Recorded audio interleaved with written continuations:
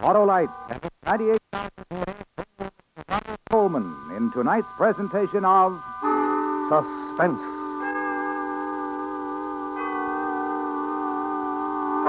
Tonight, Autolite brings to life one of the most famous detectives in literature as we dramatize E.C. Bentley's classic novel of deduction, Trent's Last Case.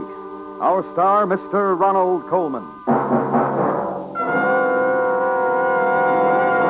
Say, Hap, would you hand me that spark plug, please? No, the other one. Thanks. Well, they both look alike to me, Harlow. Well, they do look alike, Hap, but there's a big difference. This one is ignition engineered. That means it's built by Autolite, the people who really know spark plugs. Now, what makes you say that, Harlow? Why, Autolite makes complete electrical systems specified as original equipment on many leading makes of our finest cars. That means that Autolite engineers specialize in ignition. And because spark plugs are the very heart of a car's ignition system, they just naturally design spark plugs to give you the smoothest performance money can buy. I guess I better be mighty sure I get only ignition-engineered Autolite spark plugs from now on. Eh, Harlow? Right, Hap, because when you have ignition-engineered Autolite spark plugs in your car, truck, or tractor, you have the finest spark plugs money can buy. So, friends, be sure you get the very best by insisting on standard or resistor type ignition-engineered Autolite spark plugs. They're world famous for quality and performance, and they're made by the world's largest independent manufacturer of automotive electrical equipment. And remember, from bumper to tail light, you're always right with Autolite.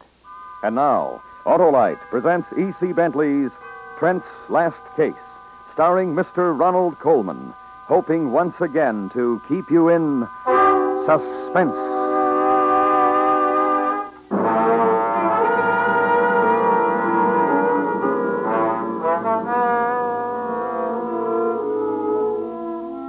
The last case to which I, Philip Trent, applied myself in the field of criminology and detection occurred in the spring of 1910.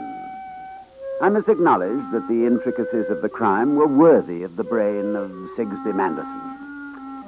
This colossus among financial giants had manipulated power and wealth in every corner of the world. He centralized industries of continental scope, smashed families and fortunes, and along with each dollar, he accumulated an enemy.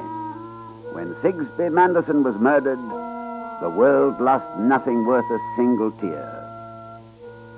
The day of his death, Sir James Malloy, publisher of the London Record, asked me to cover the case for his paper. I agreed and immediately took the train to Bishopsbridge.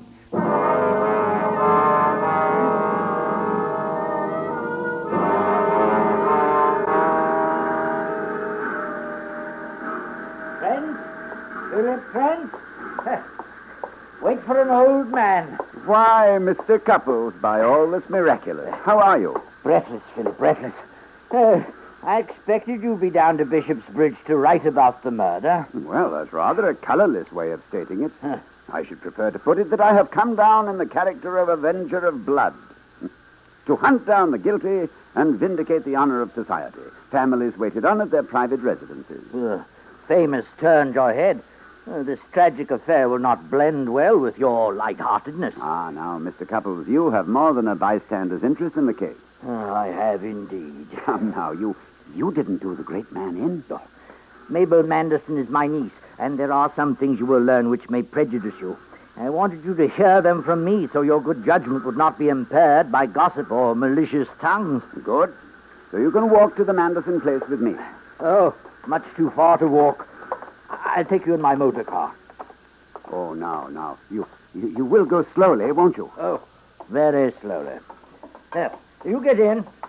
I'll crank the engine.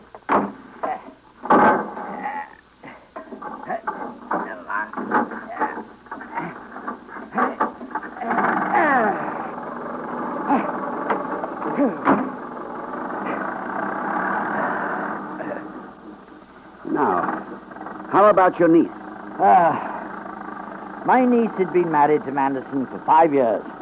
They got along rather well, despite the difference in their ages. She was just 18 when they married, and he close to 50. Several months ago, for no apparent reason, he began to treat her miserably. He was surly, contemptuous, and insulting. When she could bear it no longer, she turned to me. I offered to speak to him, demand an explanation for his outrageous behavior. Why didn't she speak to him herself? Mother is a most gentle and even-tempered person.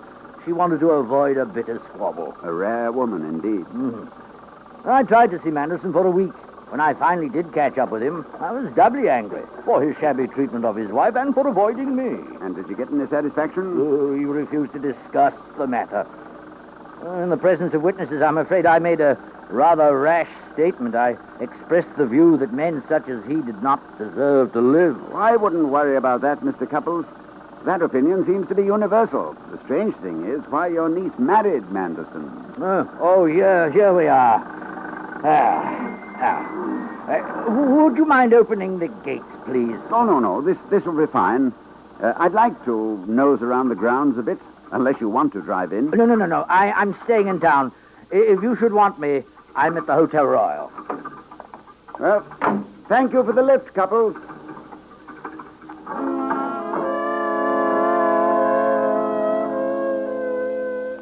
I passed through the gates and walked the path between tall walls of hedges. A gap in this green wall took me to a gravel track that led to the small gardener's cottage. Someone was poking about as though looking for something.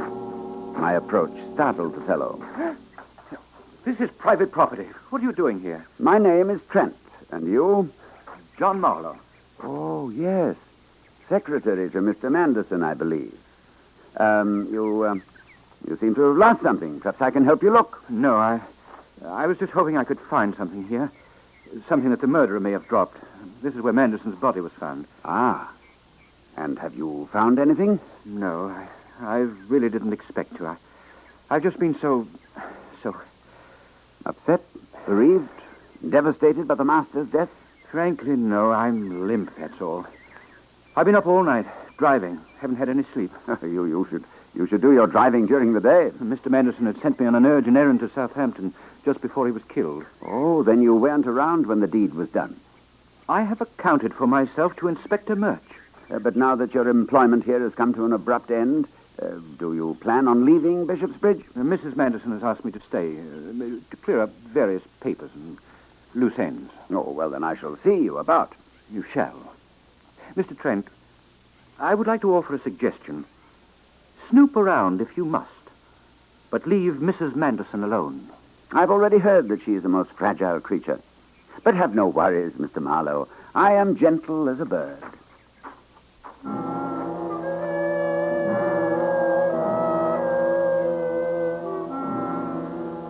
When Marlowe left me, I pottered about the uncut grass which still showed where the body had lain. Then I started towards the large house. There was a man standing in the open French doors of the study. Why, Trent! Come in! Ah, me, 'twas ever thus. I did think for once I was the head of Scotland Yard, and now here again is the largest officer in the entire force already filling that prime position. How are you, Murch? Earning my wages, Trent? Ah, then you've arrested the bloke what done the old fellow in? Good work. Oh, no, I didn't say that. It'll take more than you or me to put the cuffs on anyone in this case. Oh, come now, what about the butler? And the upstairs maid, the cook, the gardener? Why, the place must be teeming with likely suspects. That's the trouble. Manderson was not what I'd call a lovable chap. Too many suspects. Why, some bloke could have come here from Tanganyika or Timbuktu, pulled the trigger, and then gone home easy as you please. The gun hasn't been found? No. I have the bullet here, a .32. Such a small bullet to have ruined such a large brain. Any powder burns? None. The gun was fired from a distance of about 5 feet. The medical examiner has fixed the time of death at about midnight. Where's the body? At Ackerman's mortuary in town. I have a photograph here, taken where the body was found. Let me see. Best dressed corpse I've ever seen. Except for the shoes. The shoes? Well, why, they're very expensive and practically new. I should like to see them if they're about. Everything Mr. Manderson was wearing when he was killed has been returned to his room. I suppose it'd be all right if I went up and sniffed around. Of course. I'll lead the way. I've gone over everything thoroughly. I don't know why you're so interested in the shoes. Murch, don't you think it rather strange that Manderson was dressed meticulously when he was shot? hair parted neatly, tie in place, waistcoat completely buttoned. Yet the laces of the shoes were untied. Oh, perhaps his feet bothered him. Now, I have terrible pain. Could robbery have come into it, do you think? Anything missing from Manderson's pockets or from the house? No. As a matter of fact, Manderson's wallet was overstuffed with about £5,000. That's more than pocket money, even for a millionaire. There was also a pouch of valuable uncut diamonds in one of his pockets. No, robbery is certainly out. This is Manderson's room here. Uncut diamonds, eh? Has anyone guessed at their value? About £10,000. Well, good heavens. Don't you think diamonds are worth that much? Yes, but I'm more impressed by the array of shoes in this wardrobe. Why, there must be 50 pairs if there's one. Aha, this is what I want. How could you tell that those were the shoes Manderson wore last night? Well, look here. There's a tear near the tongue. Well, as I said, they must have been a bit tight for him. Now, why would he, with 50 pairs to choose from, select the one pair that pinched? You know how it is. I've become attached to an old bathrobe. Much too tight for me. Yet I favor it over a new one that the wife gave me on my birthday. It's odd, very odd. Murch, I wonder if we could have a look at Marlowe's room now. Certainly, it's just down the hall. But Marlowe's in the clear. He left at 11 last night, an hour before Manderson was killed. He got to the Bedford Hotel in Southampton at 6:30. Couldn't possibly have made the drive in less than 7.5 hours. What was the errand Manderson sent him on? He was to meet Mr. Harris and give him a package. Some big secret business affair of Manderson's, I imagine. And Marlowe delivered the package and returned to Bishopsbridge? He returned without making the delivery. Harris didn't appear. You might at least knock before intruding. Oh, I'm sorry, Marlowe. I thought the room was unoccupied. No offense, Mr. Marlowe. Trent here is working on the case. You might call this visit official police business. I've told you all I can. If you don't mind, I'd like to nap. Marlowe, when you first went to work for Manderson, did he require a graduate of Oxford? All he wanted was a capable secretary. But you were at Oxford. I was. Marvelous place, Oxford. Gave us a great school and a fine style of shoe. By the way, Marlowe, what size shoe do you wear? Inspector, if you don't remove this gentleman, I shall report this to the authorities. Oh, come off it, Mr. Marlowe. Let's indulge Mr. Trent in a question or two. I wear size 10C. Thank you. Marlowe, have you any idea what was in that package for Mr. Harris? No. Where is it now? A messenger came for it this morning. Do you have any idea who this Mr. Harris may be? Have you ever met him? No. Mr. Manderson had many private business arrangements about which I was kept in the dark. I was his secretary, not a business partner. Isn't it rather odd that an American would hire an English secretary? Well, not at all. Mabel... Mrs. Manderson is English. That is why Mr. Manderson lived in England a good part of the time. He wanted his wife to feel at home among her own people. And I assume you did your part in that regard. I beg your pardon? I beg yours, Marlowe. Well, take your nap and pleasant dreams.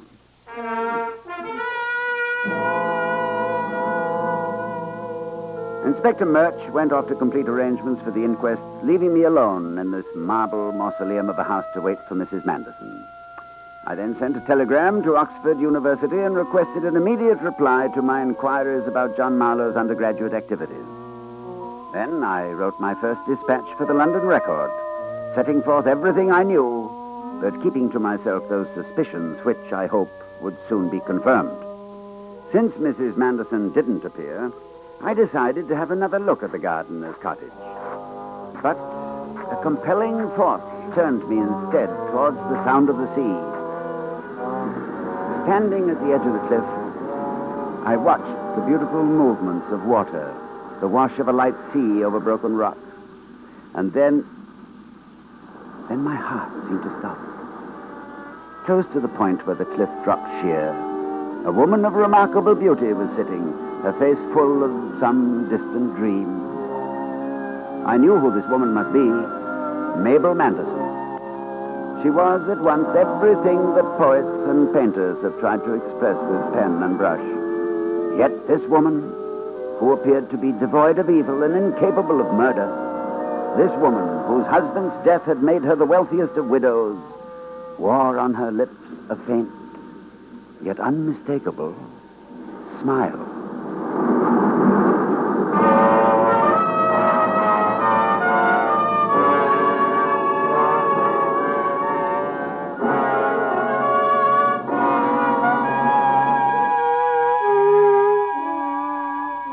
Autolite is bringing you Mr. Ronald Colman in E.C. Bentley's Trent's Last Case.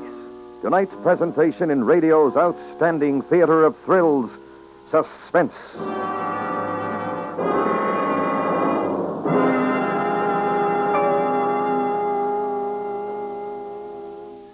There's one thing I've learned, Harlow, and that's to make sure I get ignition-engineered Autolite spark plugs for my car every time. Well, you've learned a mighty important lesson, Hap, because money can't buy finer spark plugs, and that's proven every day by millions of car, truck, and tractor owners under all kinds of conditions. You see, Autolite spark plugs are designed by men who specialize in ignition. And because they know ignition, they know how important it is for spark plugs to work as a team with the complete ignition system. Is that why you say they're ignition-engineered, Harlow? Right you are, Hap. So, friends, treat yourself to the best. Ask for and insist on ignition-engineered Autolite spark plugs. They're world-famous for quality and performance. Ask your dealer for the standard or resistor type best suited to your car and your style of driving. And remember, from bumper to tail light, you're always right with Autolite. And now, Autolite brings back to our Hollywood soundstage Mr. Ronald Colman in Elliott Lewis's production of E.C. Bentley's Trent's Last Case, a tale well calculated to keep you in suspense.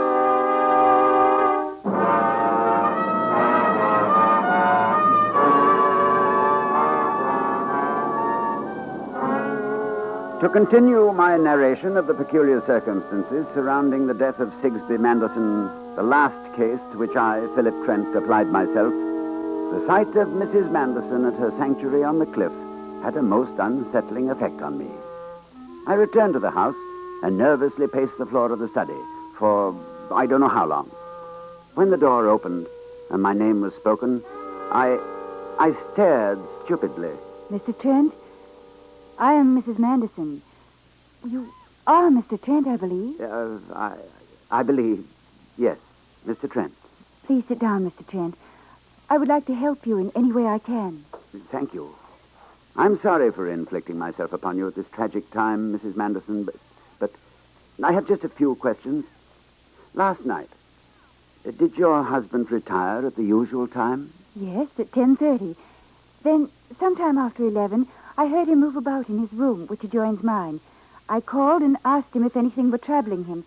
He said no, he was just a bit restless and would ask Mr. Marlowe to take him for a drive to relax his nerves. And did the drive with Marlowe bring the desired result? Well, I thought so. At about midnight, I heard my husband return and asked if he felt better. He replied that he did, and that he'd sent Marlowe on an errand to Southampton. I see. Thank you. Your uncle, Mr. Couples, mentioned that Mr. Manderson behaved strangely towards you in the past month or so. Well, he did, rather.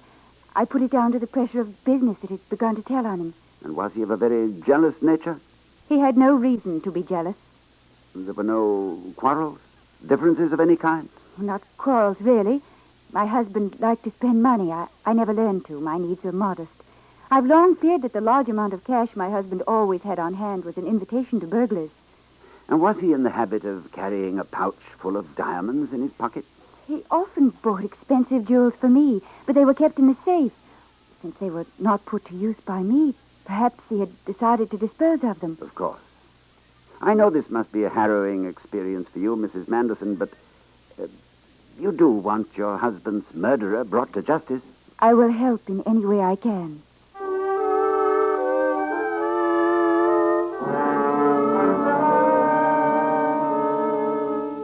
I didn't think I would learn anything by attending the inquest, so while it was being held, I strolled to the telegraph office. Yes, sir? I expected a telegram yesterday. I wonder whether it has come in. What is the name, please? Trent. Philip Trent. Trent. Does sound familiar. Why, of course. A batch of telegrams was delivered to Mrs. Manderson last night. Sympathy messages, you know. The poor thing. Yours went out to the house along with the others. You're sure of that?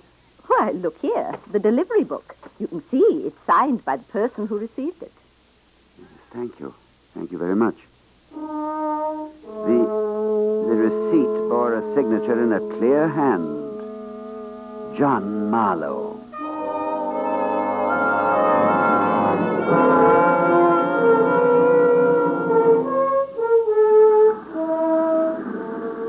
I found myself at the cliff again, and each crashing wave was like a hammer blow on my heart. I was certain of the contents of the telegram. Only one thing was not clear, and that was a motive. And each time the answer tried to insinuate itself into my mind, I consciously pushed it away. I could no longer look at the case impersonally. After the first sight of Mrs. Manderson sitting on this very rock while she gazed at the sea, I knew that she could be motive enough, innocent or not, for any deed, good or bad. This came for you last night. What? Why, you in the habit of skulking up on people? Why, I almost lost my footing. Be more careful. It's a long way down. Well, what are you waiting for? Surely you don't expect me to thank you for withholding my telegram since last night? You weren't here. You didn't expect me to chase over the countryside looking for you. All right. Thank you. I imagine you'll be leaving Bishopsbridge, Trent. The inquest jury returned a verdict of murder by persons unknown. Inspector Murch believes the crime was committed by a crank. You're a veritable storehouse of information, Marlowe. And now, if you'll excuse me. When Marlowe left me, I tore open the telegram. Response to your inquiry, John Marlowe, member of Dramatic Society. Excellent in roles calling for disguise and vocal impersonations. I knew what I had to do, and I approached my task with the deepest pain and gloom. Mr. Trent, I didn't realize you'd come in. Forgive my playing. The piano is my only release. No, please continue. Aren't you feeling well? Perhaps some brandy. No, thank you, Mrs. Manderson. I've written the story of this case and addressed it to the publisher of the record. It's all here in this envelope. It contains certain things which I have concluded about your husband's death. Oh? Things not suspected by anyone else. Mrs. Manderson, I am not free to suppress this evidence on a mere whim. I want the truth. Are you asking me if I perjured myself at the inquest? Since I have a passion for truth, I do not attend inquests. But you knew why your husband changed his attitude towards you in the month or so preceding his death? What have you found out? I want you to tell me. All right. He knew that I was weary of life with him. The constant parties, business conferences, scheming, complicated plans for amalgamations, corporations, which went on constantly. I couldn't ask him to pass the butter at dinner without getting the latest market prices on that commodity. I refused to attend his dinners. I wouldn't play hostess any longer at his dull parties. That is why his attitude changed.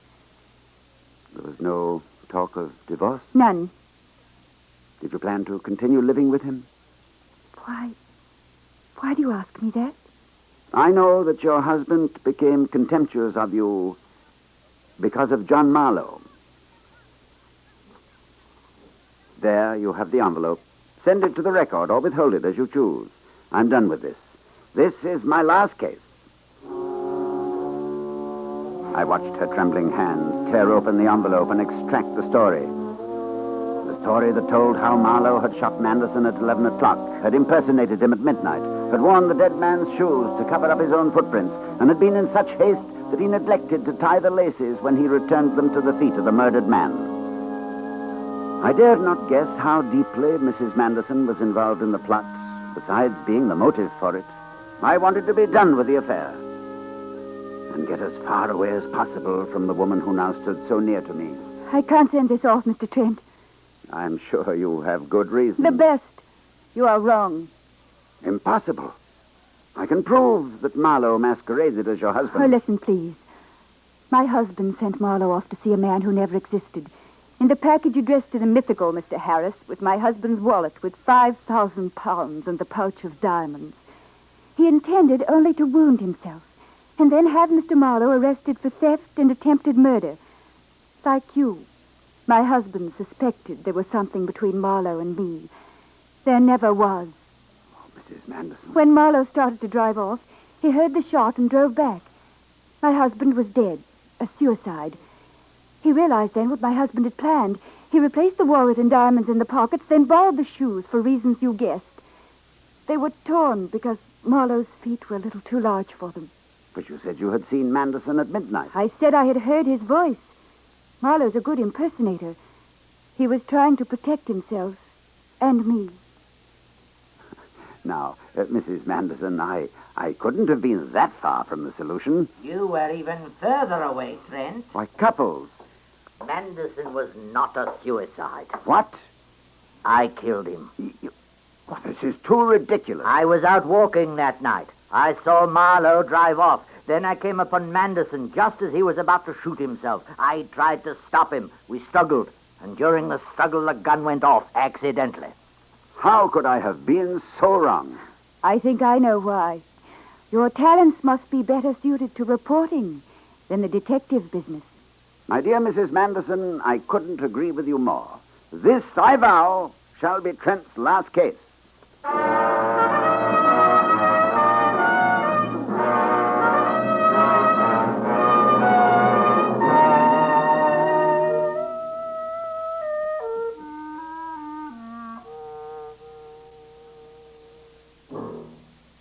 Suspense. Presented by Autolite. Tonight's star, Mr. Ronald Colman. This is Harlow Wilcox speaking for Autolite, the world's largest independent manufacturer of automotive electrical equipment. In 28 plants from coast to coast, Autolite makes over 400 products for cars, trucks, tractors, planes, boats, and industry.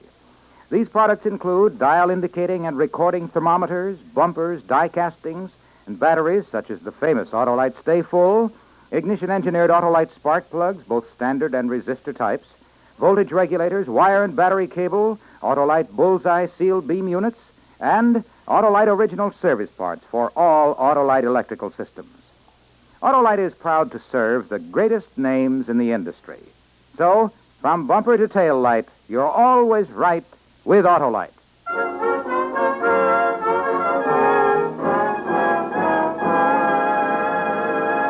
Next week, we combine fact and fiction. The fact, the murder of Mary Cecilia Rogers. The fiction, Edgar Allan Poe's solution of that crime. The mystery of Marie Roget. Our star, Mr. Cornell Wilde. That's next week on Suspense. Suspense is produced and directed by Elliot Lewis, with music composed by Lucian Morowick and conducted by Lud Gluskin. E.C. Bentley's Trent's Last Case was adapted for Suspense by Oliver Gard. Featured in tonight's cast were Ellen Morgan, Joseph Kearns, Richard Peel, Gloria Ann Simpson, and William Johnstone. And remember next week, Mr. Cornell Wilde and Edgar Allan Poe's The Mystery of Marie Roget. You can buy Autolite standard or resistor-type spark plugs, Autolite original service parts, and Autolite Stay Full batteries at your neighborhood Autolite dealers. Switch to Autolite. Good night. This is the CBS Radio Network.